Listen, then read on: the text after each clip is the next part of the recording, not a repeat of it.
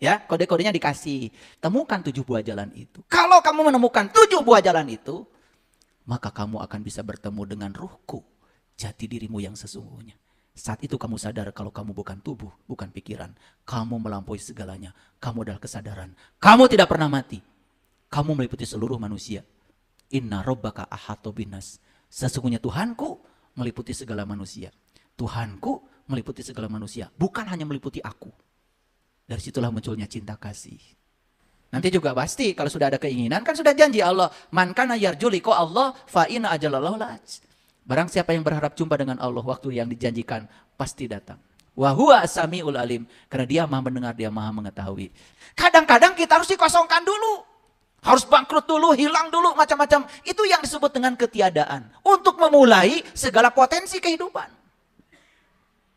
Coba cerita sama orang-orang yang sukses. Kadang-kadang mereka juga dinolkan dulu oleh semesta. Dikosongkan dulu kanvasnya. Supaya apa? Supaya dia merenda, mencipta karya agung dari kekosongan itu.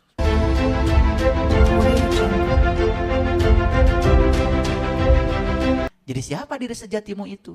Kan ruhku. Asal dari Allah, kembali kepada Allah. Kan gitu.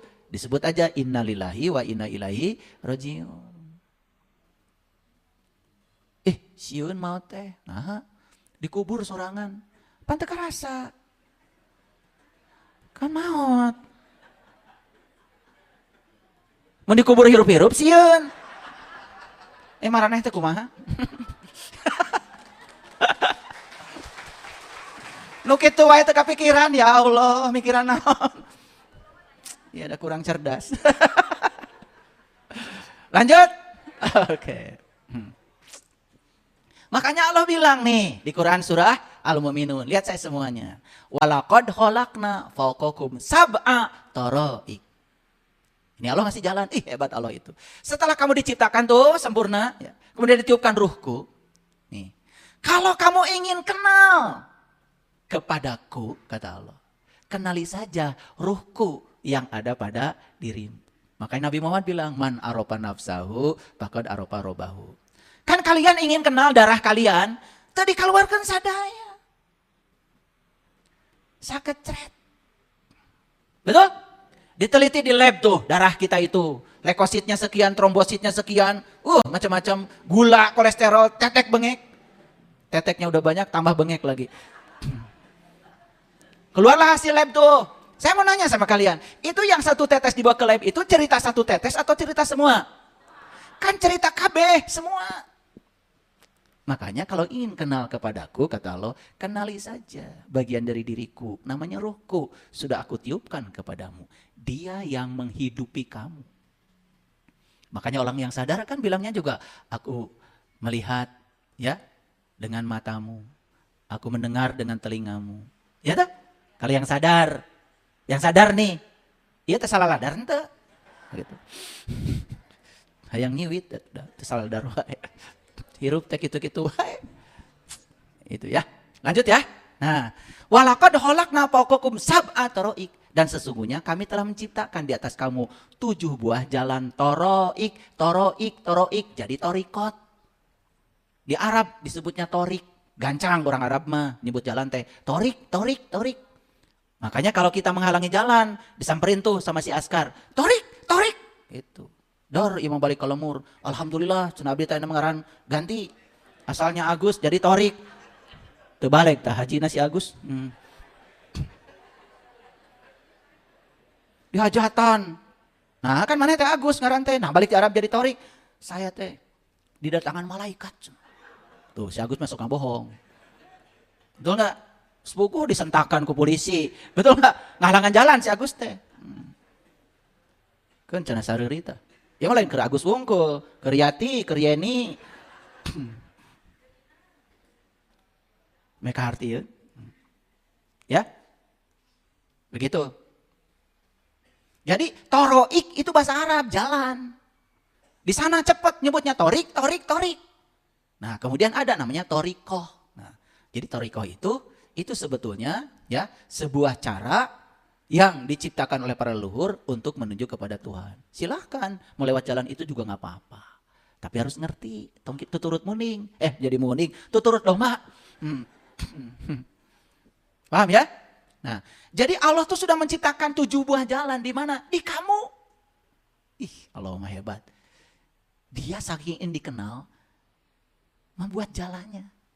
Makanya 7 buah jalan itu oleh leluhur kita disilokakan jadi sirotol mustaqim. Darwe disebut rambut dibelah 7. Gitu. Ya. Damaran emang cerita rambutnya buuk. Dibelah 7 cenah disebitan, dibagi 7. Atuh kacida teuing seketna. Disebut we jembatan sirotol.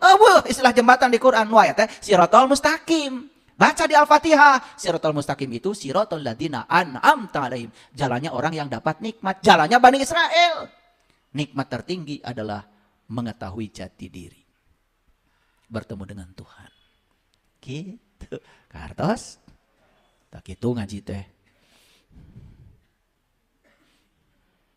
Rambut dibelah 7. Rambut dibelah 7. Ya dunya cenah ieu akhirat. Rambut dibelah 7. Eueuh gawe. Atuh lalabuh kabeh.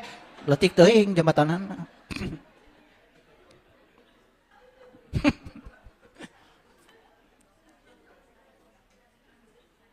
Sok sareuri we.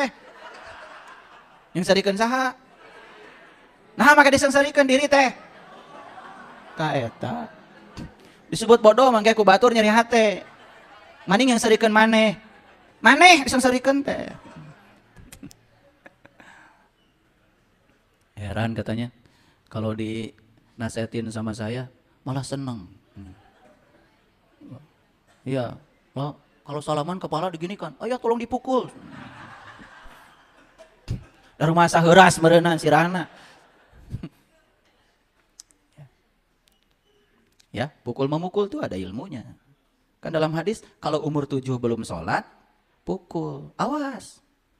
Disebut budak teh saha. Anak itu bukan anak kecil. Anak tuh kamu yang belum tahu jati diri kamu. Makanya harus dipukul supaya bisa sholat.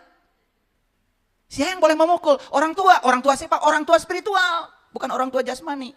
Make sapu deh. Soknya nyahoanan marane mah. Asa pangnyana, nenggelan budak cenah bisa sholat. Mana keker budak teh sholat.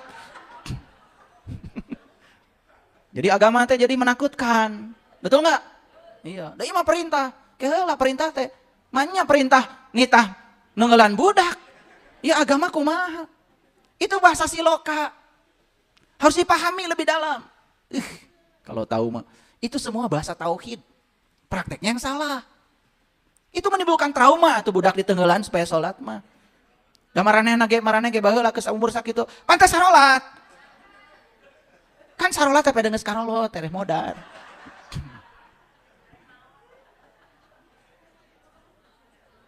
Betul apa tidak? Hayang seuri ya. Ya lanjut dulu.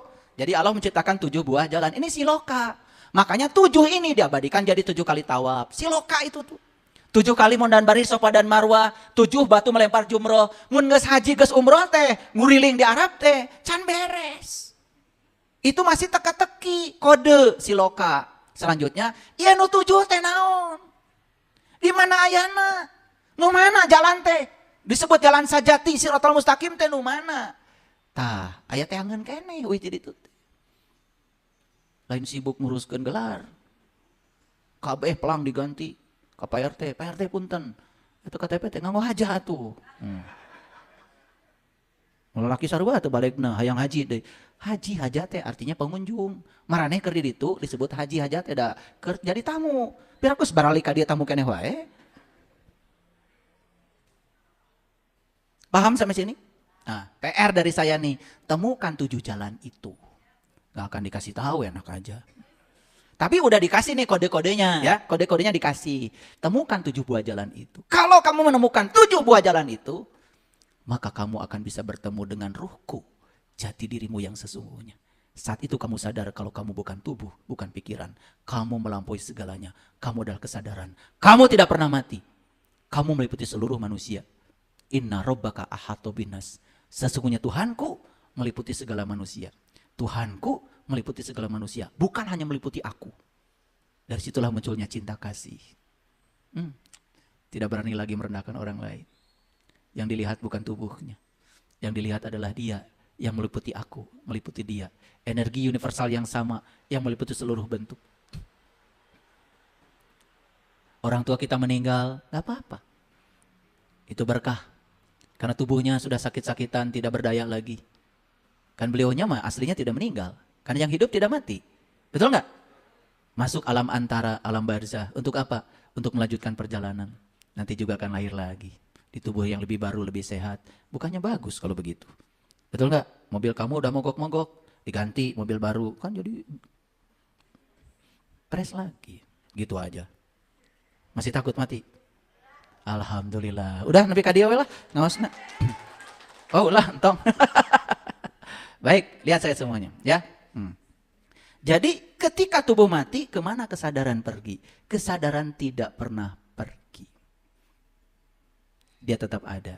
Makanya mati itu seperti portal. Kesadaran terakhir saat kita mati akan menjadi kesadaran awal saat kita melanjutkan kehidupan ketika dibangkitkan lagi di tubuh ini. Nah itu yang kemudian digambarkan cenah ya sing para cenghul tina kuburan teh. Maraneh mah percaya wae obrolan nu kitu. Paham sekarang? Sudah ti para cenghul sudah kalian? Sudah. Dari kuburan. Betul enggak? Sudah datang lagi di sini. Makanya banyak bersyukur. Jadi sumber cinta, sumber sukacita. Ya, perhatikan saya. Kenapa ada orang yang sekarang sulit sekali? Mungkin dia pernah jadi orang kaya di kehidupan yang dulu. Tapi dia tidak mau berbagi. Sehingga dari kehidupannya sekarang gak ada orang yang peduli sama dia. Itulah yang disebut dengan karma baik. Ada orang yang cuman menjalin silaturahim kemana-mana selalu ada berkah. Ketemu orang ini ngasih berkah. Orang-orang itu adalah orang yang dulu yang pernah dikasih berkah sama dia. Dia mengembalikan kebaikan saat ini. Sesederhana itu Bapak Ibu. Jadi kalau kita ingin di kehidupan yang akan datang, walal akhiratu khairul laka minal ula, kan begitu. Ya, hari kemudian itu harus lebih baik dari hari ini. Gimana caranya? Sok atuh, mumpung sekarang. Kebaikan itu tidak mesti dengan uang. Ya, bisa berkata baik aja udah bagus. Bisa menyarankan orang lain dengan cara yang baik, itu aja udah bagus. Gitu. Ya, ngasih contoh yang baik, itu aja udah bagus. Ya. Jadi pada dasarnya kehidupan dilakukan terus menerus. Siklus itu akan berlangsung. Gimana kalau bumi ini berakhir? Tenang aja. Di galaksi Bima Sakti aja yang kayak bumi ada 250 miliar buah. Planet yang kayak gini tuh banyak. Ya, bumi ini suatu saat hancur. Kan kesadaran tidak mati. Nanti kesadaran akan lahir lagi di planet yang lain. Melanjutkan perjalanan. Gitu aja terus. Dan seterusnya, dan seterusnya. Kartos? Jadi kemana kesadaran? Nggak pergi. Kesadaran tetap ada. Ya, ada film, nggak ada film, layar tetap ada. Jadi nggak ada yang pergi, nggak ada Bapak Ibu, nggak ada. Ya, cuma tubuh ini karena sudah tidak terhidupi, maka kalau sudah tidak terhidupi, kan tubuh ini menjijikan, harus diasingkan. Kemana? Ke tanah. Ada juga yang dibakar, ya sama aja menyatu, malah lebih cepat. Macam-macam. Jangan usil sama tradisi orang lain. Semua punya cara tersendiri. Ya, gitu. Nah yang di tanah, yang dibakar semua juga kembali ke tanah. Dilarung ke laut, semua kembali ke bumi. Dan ujung-ujungnya yang kembali ke bumi akan menjadi unsur-unsur bumi. Jadi mineral bumi. Betul? Nanti jadi apa? Kan jadi tanaman lagi. Jadi jagung deui, jadi dituang deui tah. Kujalmi. Betul? Pelukan lagi, jadi deui. Gitu aja terus. Kartos? Nyata ya teh hayalan. Sekali deui resep nu nyata nu hayalan. Oh, terus Robi enak. Tiraha ibu teh geuning Robi.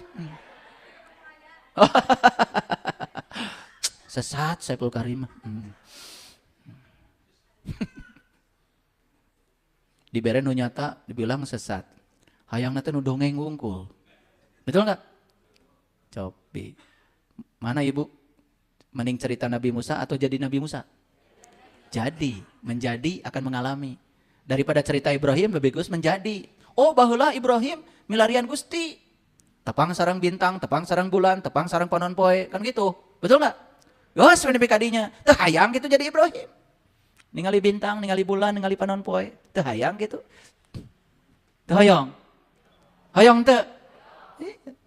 Hoyong mah heula. Nanti juga pasti kalau sudah ada keinginan kan sudah janji Allah, man kana yarju liqa Allah fa inna ajalallahu la'at. Barang siapa yang berharap jumpa dengan Allah, waktu yang dijanjikan pasti datang. Wa huwa as-sami'ul alim, karena dia Maha mendengar, dia Maha mengetahui. Gitu kata Quran.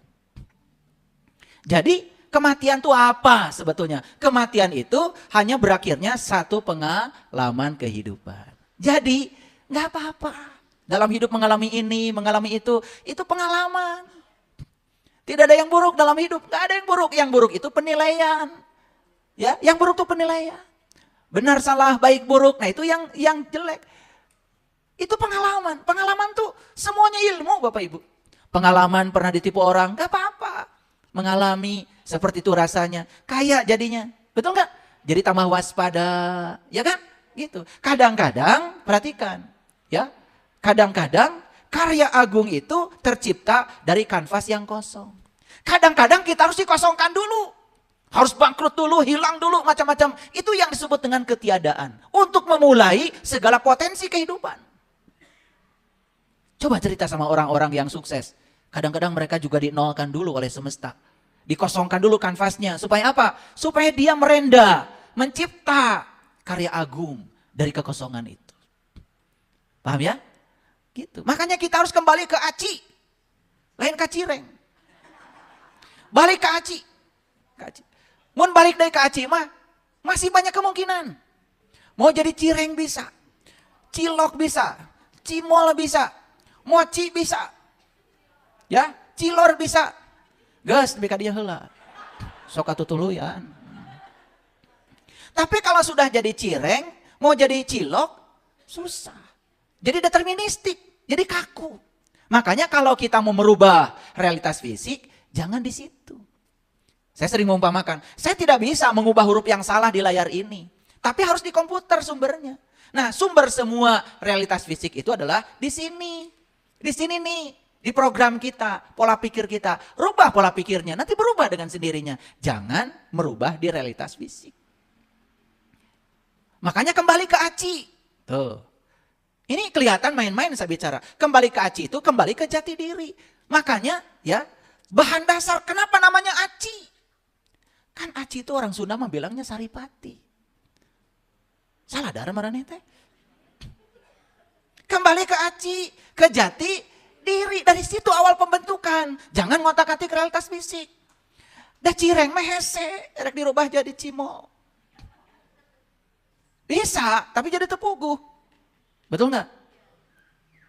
Kau mau cireng dirubah jadi basreng, hese. Itu sudah deterministik, sudah begitu. Makanya dirubahnya di sini, di aci. Makanya kalau ingin merubah kehidupan, yuk balik dulu, pulang ke jati diri, ke acina diri. Karena di situ masih banyak potensi, masih banyak kemungkinan rek dijadikan naon, gak bisa. Atuh kumaha da abdi mah Yosua tos sakieu, tah eta. Dikirana hirup teh ayeuna wungkul. Ya kan? Itu naon? Kan akan berlanjut kehidupan itu. Tadi udah dibilang, ya ada film gak ada film. Kan layar mah cicing we didinya. Betul gak? Sugan filmna beres layar ngaleungit. Nah, supaya gampang saya pakai ilustrasi. Jadi kesadaran tetap ada. Makanya kesadaran ini disebut hard disk kosmik. Tah malaikat rokib dan atid teh simbolisasi dari catatan kesadaran kita. Sadayana aya didinya. Kakehel, kanyeri, kaperih, semua yang terucap dari kata-kata ini, yang nyakitin orang, yang memfitnah orang, udah ada di situ. Dicatat semua di hard disk kosmik yang tidak akan pernah tertinggal karena dia sangat presisi. Semua catatan itu akan dipertontonkan di kehidupan selanjutnya saat kita dibangkitkan. Paham sekarang? Oke, ya. Jadi kesadaran itu apa? Kesadaran itu adalah ruang yang menyaksikan segalanya. Ulangi, ruang yang menyaksikan segalanya. Perhatikan Bapak Ibu, ketika ada kejadian, tarik ke dalam. Ketika pikiran meracau, tarik ke dalam. Saya bukan itu. Coba, sederhana aja. Saat kita marah, sadar kita sedang marah. Bukan jadi marah itu sendiri. Nah itu menarik diri tuh. Loh, kenapa saya marah ya? Nah, yang menyadari saya marah itu kesadaran. Nah, kalau dia semakin kuat, semakin kuat, lama-kelamaan, ya pikiran, perasaan semua ada di bawah kendali kesadaran. Tuh, Rama sudah ketemu Dewi Sinta. Hidupnya sejalan lagi, disebut Ramayana. Jalannya Rama. Rama itu diri kita. Yana itu jalan. Makanya orang Sunda resep mereka ngaran budak teh Yana. Mun teu Yana Yani. Betul nggak? Yani itu jalan. Tah, ce Yani namanya ngartos ayeuna. Ya, di Jawa mah Yono. Aya Yono tadi dia. Ya, ya. Lanjut ya. Layar tetap ada walaupun film sudah berakhir. Clear?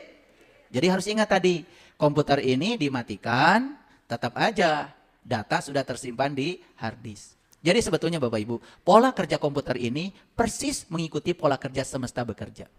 Jadi tidak ada yang tidak terinspirasi dari alam semesta. Semuanya dari alam. Semua meniru cara Tuhan bekerja. Termasuk AI. AI itu apa? AI itu hard disk kosmik. Sebetulnya setiap kita punya AI sendiri. Makanya kalau kita tanya ke sini, ada data. Contoh, ya. Ada orang di masa lalu yang pernah menyakiti, namanya X. Ketemu orang yang sama, padahal bukan orang itu. Kan langsung ingat sama si X itu. Hanya terpancing oleh, memorinya ada, tidak lupa. Buktinya masih ingat, kan kepancing. Itu bukti bahwa data itu ada. Contoh ginilah, Bapak Ibu pernah kena pisau misalkan. Berapa tahun yang lalu. Begitu ada orang lain kena pisau, kita jadi ingat, saya pernah kena pisau tahun berapa gitu. Tuh datanya berarti ada. Di mana itu? Di alam bawah sadar. Jadi sebetulnya kita sekarang setelah tahu ini jadi lebih hati-hati. Jangan ada rasa kecewa, jangan ada menyesali keadaan, jangan tersinggung dengan hal-hal yang sepele, jangan iri hati, jangan hasud. Karena itu semua tercatat di data dan balik pada kita sendiri. Kita akan menonton data kita di kehidupan yang akan datang. Ini penjelasan saya sudah sangat luar biasa. Sangat terbuka ini. Ya. Oke, lanjut. Semua yang datang pasti akan pergi. Betul ya? Sedangkan kesadaran pernah datang? Tidak, kan diam. Kan dia ruang. Ruang berlangsungnya semua kejadian. Yang datang dan pergi itu pengisi ruang, bukan ruangnya. Nah, kesadaran itu ruang. Makanya orang-orang bijak sering bilang, kesadaran itu non-lokal. Tidak bisa dibatasi oleh tubuh kita. Hebat ya? Jadi ruang kosong ini tidak kosong, Bapak Ibu. Semua mencatat semua yang terjadi. Kalau semua orang sadar aja ya, kan ini kayaknya nggak ada orang berantem, nggak ada orang memfitnah, nggak ada orang menghujat. Yang lucu kadang-kadang ya menggunakan dalil-dalil agama untuk merendahkan orang lain. Lucu. Pakai gelar agama lagi, lucu. Makanya saya tidak suka pakai gelar-gelar agama. Ya, jadi jangan panggil saya Pak Ustadz ya. Saya bukan Ustadz. Saya Saiful Karim aja. Ya. Daripada dipanggil Pak Ustadz lebih bagus si Eta we. Ya. Kalau alergi dengan Saiful Karim si Eta aja. Semua yang datang pasti akan pergi. Yes. Semua yang mati pasti pernah mati. Yang hidup tidak akan pernah mati. Jadi jangan menafsirkan ayat kullu nafsin za'iqatul maut, setiap yang hidup pasti mati. Atau maut mata hirup. Jadi artinya setiap yang hidup harus merasakan rasanya mati ketika masih hidup. Aduh, luar biasa ya, di Nusantara mah udah ada. Itu yang namanya mati, ajaran mati sak jroning urip itu sudah dulu. Islam belum ada juga ajaran itu sudah ada. Keren leluhur kita.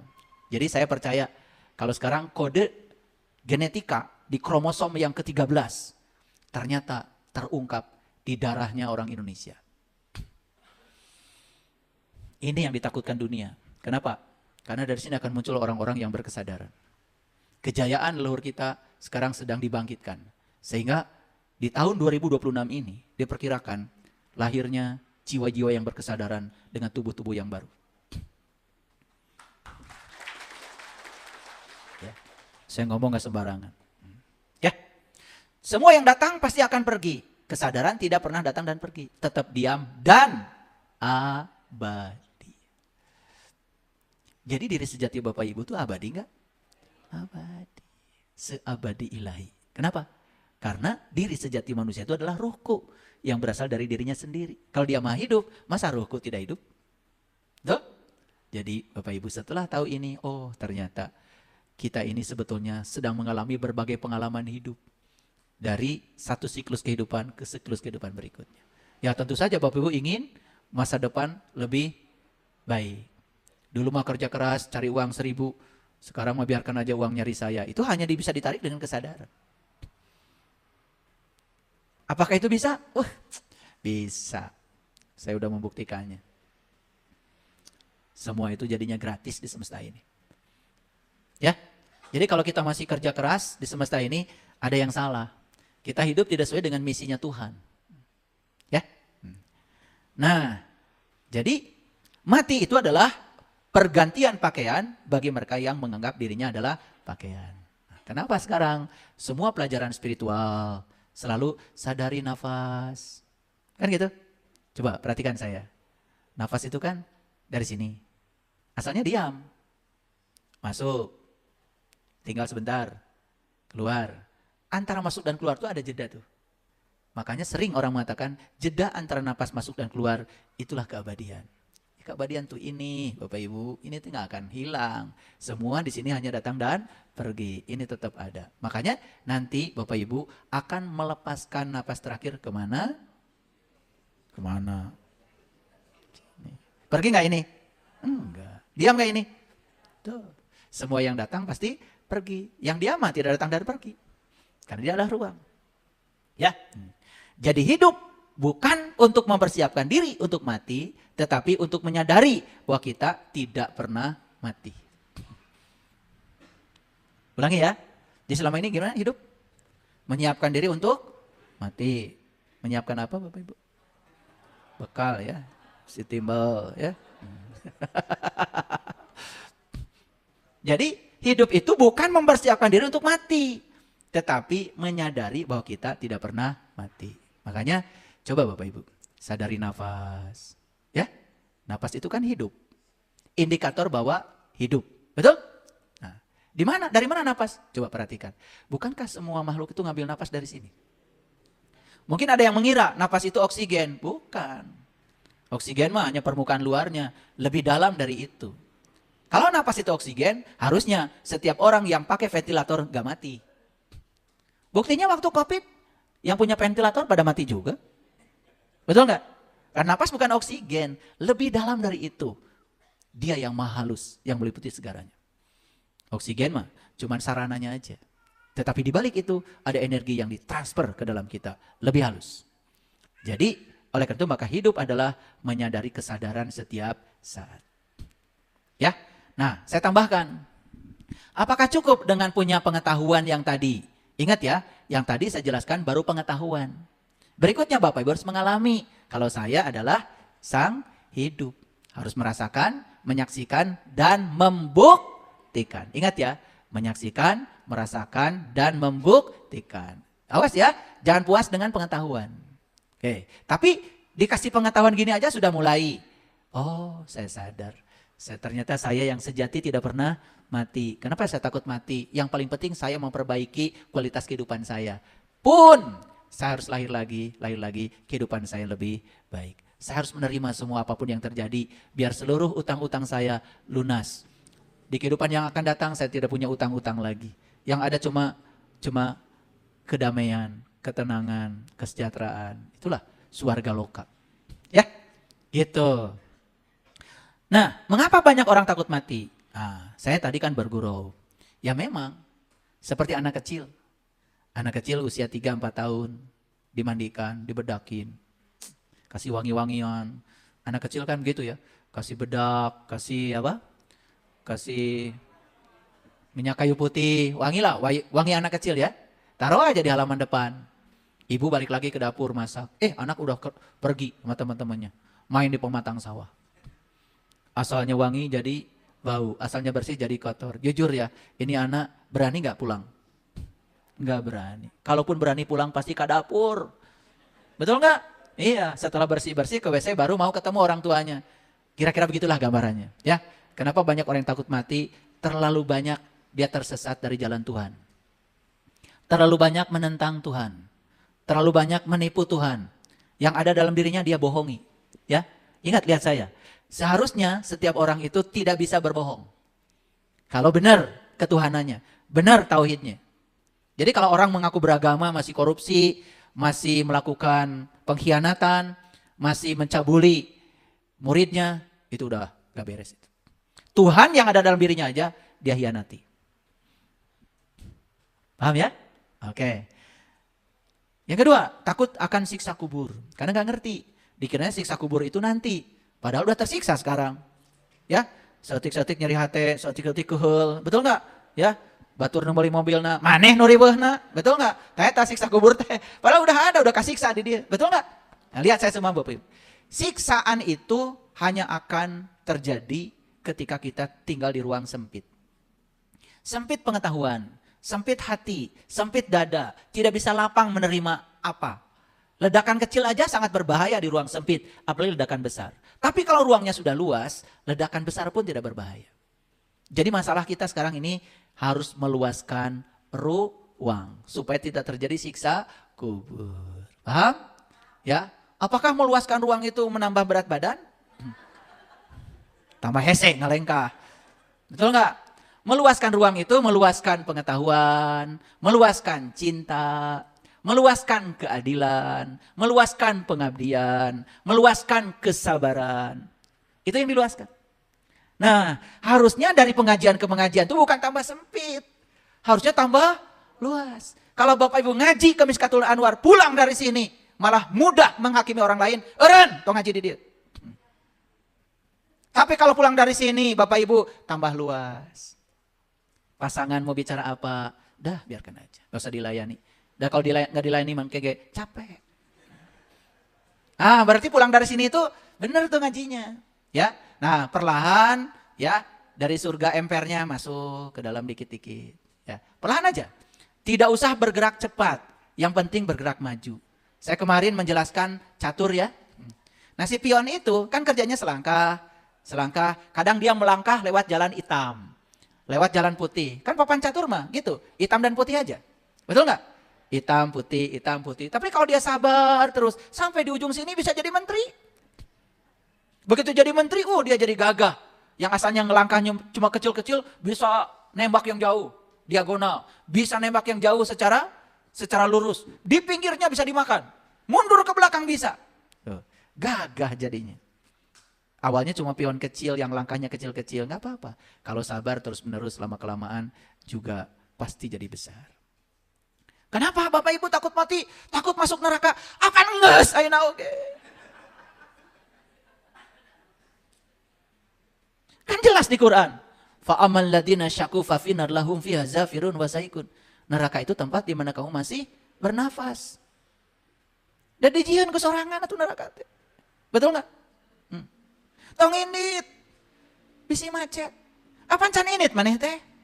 Manusia eta ku macet. Hari begitu init mah ternyata macet. Jadi itu neraka itu diciptakan oleh pikiran sendiri, betul nggak? Padahal can kejadian. Karena di depan kita itu pikiran terus dan ego, bukan kesadaran. Apa-apa jadi masalah. Coba perhatikan saya, ya. Kan ada orang, omongan orang lain dipikirin. Padahal orang lain itu tidak membicarakan kita, tidak.